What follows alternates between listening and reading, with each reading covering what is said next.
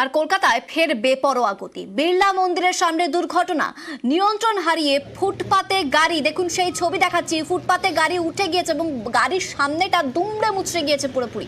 তবে দুর্ঘটনায় হতাহতের কোনো খবর নেই। বিড়লা মন্দিরের সামনে দুর্ঘটনা, বেপরোয়া গতি এবং নিয়ন্ত্রণ হারিয়ে ফুটপাতে গাড়ি, দেখুন সেই ছবি দেখাচ্ছে। সৌরভ রয়েছে, সৌরভের সঙ্গে কথা বলবো। সৌরভ, কখন এই ঘটনা ঘটে, কি জানা যাচ্ছে? আর গাড়িটা কোন দিক থেকে কোন দিনে আসছিল? গাড়ির মধ্যে কারা কারা ছিলেন?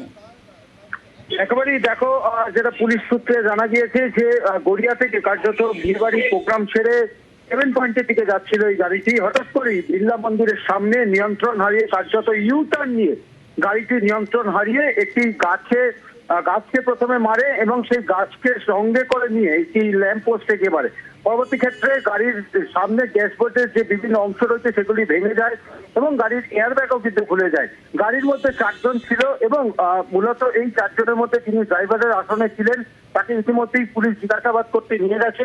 এটা প্রাথমিক সূত্রে জানা যাচ্ছে যে শেয়ারিং লকের কারণে এই ঘটনা ঘটতে পারে। যদিও সিসিটিভি ক্যামেরা ফুটেজ দেখে ইস্ট ট্রাফিক গার্ডের পুলিশ এবং বালিগঞ্জ থানার পুলিশের তরফ থেকে ইতিমধ্যেই তদন্তে নেওয়া হয়েছে। বেশ কিছু স্যাম্পল কিন্তু এখান থেকে নিয়ে যাওয়া হয়েছে ট্রাফিক পুলিশের তরফ থেকে। সব মিলে হতাহতের এই মুহূর্তে খবর না হলেও ঠিক কি কারণে এই গাড়ির দুর্ঘটনা, এই আহতদের কি অবস্থা?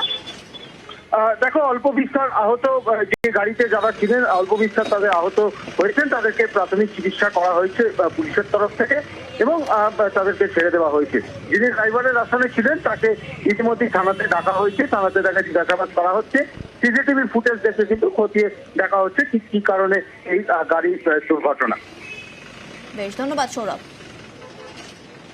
ছেলে আর ওর 3টে বন্ধু গড়িয়া বিয়ে বাড়ি গিয়েছিল।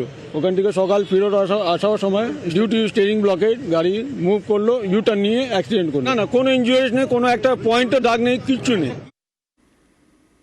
আসছি পরবর্তী খবরে।